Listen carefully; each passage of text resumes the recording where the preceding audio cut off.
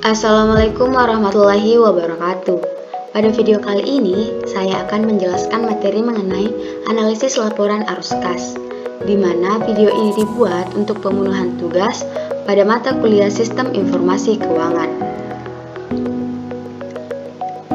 Perkenalkan, saya Nurul Fausia dengan NIM 19931421128, kelas Manajemen Keuangan B, Angkatan 2019, Fakultas Ekonomi Universitas Negeri Makassar.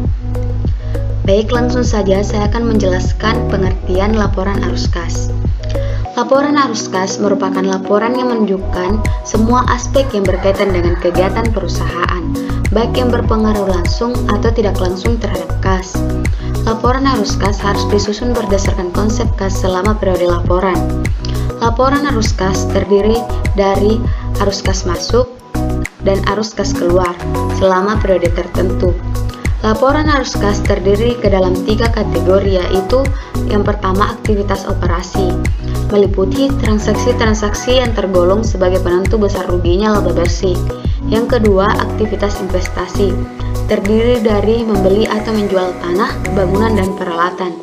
Yang ketiga, aktivitas pembiayaan atau pendanaan, meliputi transaksi-transaksi yang berkaitan dengan utang jangka panjang maupun ekuitas modal. Kemudian fungsi laporan arus kas. Laporan arus kas mempunyai kegunaan memberikan informasi untuk yang pertama, mengetahui perubahan aktiva bersih, struktur keuangan, dan kemampuan mempengaruhi kas. Yang kedua, menilai kemampuan perusahaan dalam menghasilkan kas dan setara kas. Yang ketiga, mengembangkan model untuk menilai dan membandingkan nilai sekarang arus kas masa depan dari berbagai perusahaan. Yang keempat, dapat menggunakan informasi arus kas historis sebagai indikator jumlah waktu dan kepastian arus kas masa depan. Yang kelima, menilai kecermatan taksiran arus kas masa depan dan menentukan hubungan antara profitabilitas dan arus kas bersih serta dampak perubahan harga.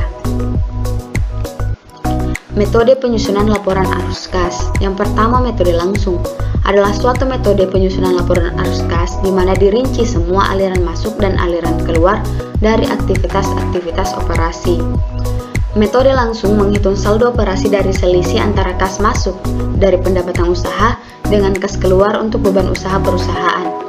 Sedangkan arus kas dari aktivitas investasi dan aktivitas pendanaan dihitung dengan mencari selisih antara arus kas masuk dan arus kas keluar pada masing-masing kelompok sumber kas tersebut.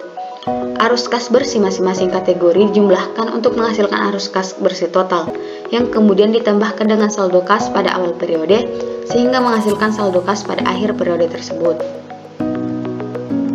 Berikut contoh format laporan arus kas metode langsung.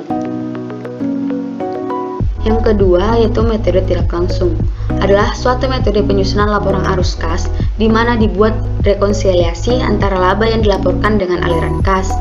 Metode tidak langsung dimulai dengan laba bersih usaha dan mengubahnya menjadi arus kas bersih dari aktivitas operasi. Sedangkan arus kas dari aktivitas investasi dan aktivitas pendanaan dihitung dengan mencari selisih antara arus kas masuk dan arus kas keluar pada masing-masing kelompok sumber kas tersebut. Arus kas bersih dari masing-masing kategori dijumlahkan untuk menghasilkan arus kas bersih total, yang kemudian ditambahkan dengan saldo kas pada awal periode sehingga menghasilkan saldo kas pada akhir periode tersebut. Berikut contoh format laporan arus kas metode tidak langsung. Analisis laporan arus kas. Analisis laporan arus kas adalah laporan yang menyajikan mengenai sumber dan penggunaan kas serta peramalan sumber dan penggunaan kas tersebut di masa yang akan datang. Salah satu analisis kinerja keuangan dengan menggunakan laporan arus kas adalah analisis rasio laporan arus kas.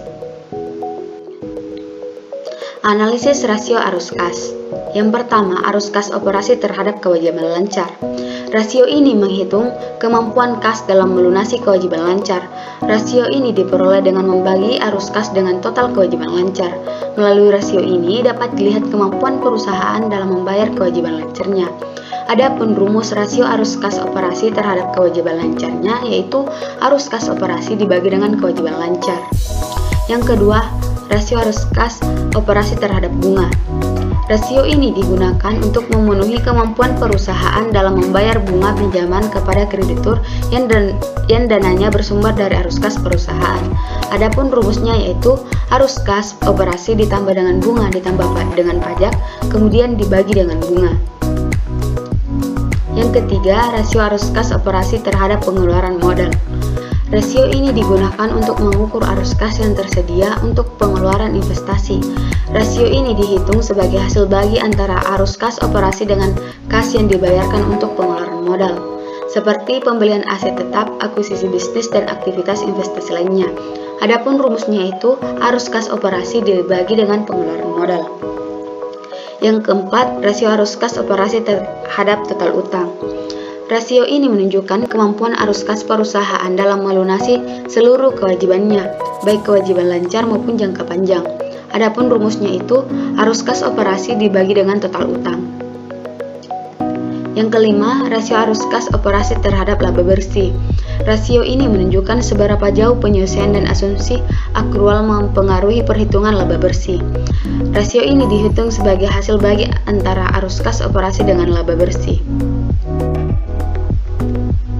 Contoh laporan arus kas, saya mengambil studi kasus pada PT Distribusi Voucher Nusantara Tbk periode tahun 2020. Perhitungan rasio arus kas, saya mengambil studi kasus pada PT Distribusi Voucher Nusantara Tbk periode tahun 2020.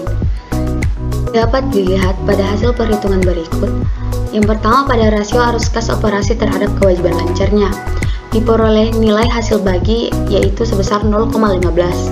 Yang kedua, rasio arus kas operasi terhadap bunga diperoleh nilai sebesar 4,00. Yang ketiga, rasio arus kas operasi terhadap pengeluaran modal diperoleh nilai sebesar 0,53. Yang keempat, rasio arus kas operasi terhadap total utang diperoleh nilai sebesar 0,14. Dan yang kelima, rasio arus kas operasi terhadap laba bersih diperoleh nilai sebesar 0,58. Itulah tadi penjelasan materi analisis laporan arus kas.